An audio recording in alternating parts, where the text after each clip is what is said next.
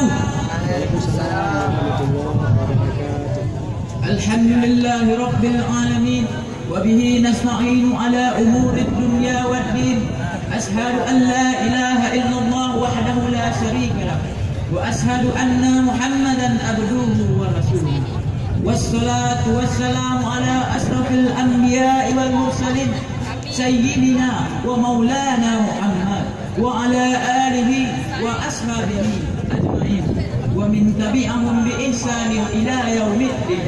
أما بعد، المحترمون، سيادة رئيس الجلسة، سيادة الحكام العدلاء، الخطباء الكرام، أيها الحاضرون الكرماء، أولا هيا بنا نشكر الله تعالى الذي قد أعطانا جميع نعمه حتى نستطيع أن نجتمع في هذا المكان المبارك. ثانيا نصلي ونسلم على سيدنا وحبيبنا محمد وعلى آله وصحبه أجمعين.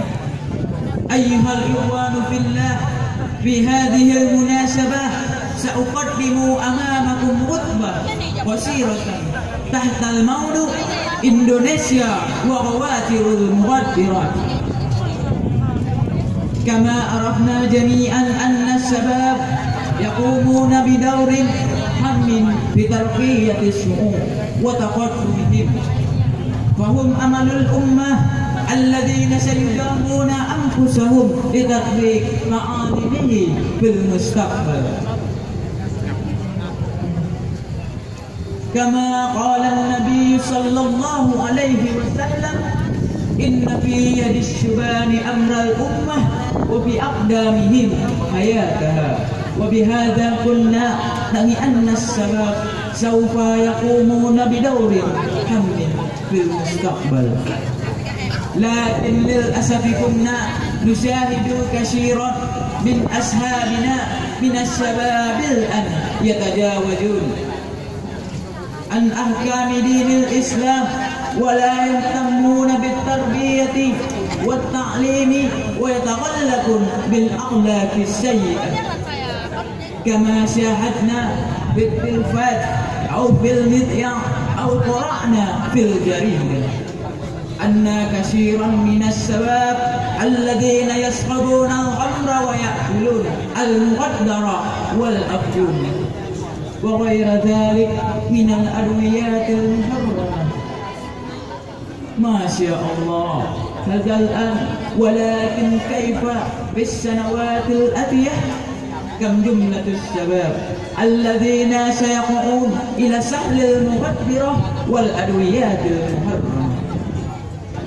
كنا لا نستطيع أن نتفكر ونتصور ماذا سوف يقع في المستقبل وكيف بلدتنا هذه في المستقبل إذا كان جميع من أصحابنا يخدعون بالمخدرة والأدويات المحرمة.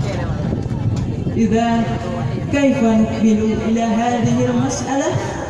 أيها الإخوة، هذه فرصة سعيدة سأقدم لكم ثانيا طرق أو أهوال لتوضيح وضرب هذه المسألة. أولا، يجوز إلينا أن نغرس الإيمان والتقوى والستان لكل الأسرة. يجب على كل الأسرة وعلى كل الوالد أن يغرس الإيمان والتقوى على أولاده منذ صغارهم، لأن الوالد يلعب دورا هاما بتشكيل شخصية أولاده. كما قال النبي صلى الله عليه وسلم: إن في يد الشبان أمر الأمة وفي أقدامهم حياتها. وبهذا قلنا أن الشباب سوف يقومون بدور هام في المستقبل. الثاني، يجوز إلينا أن نهتم، لأن بالاجتهاد سنستطيع أن نسد ونزيل المخدرة والأدويات المحرمة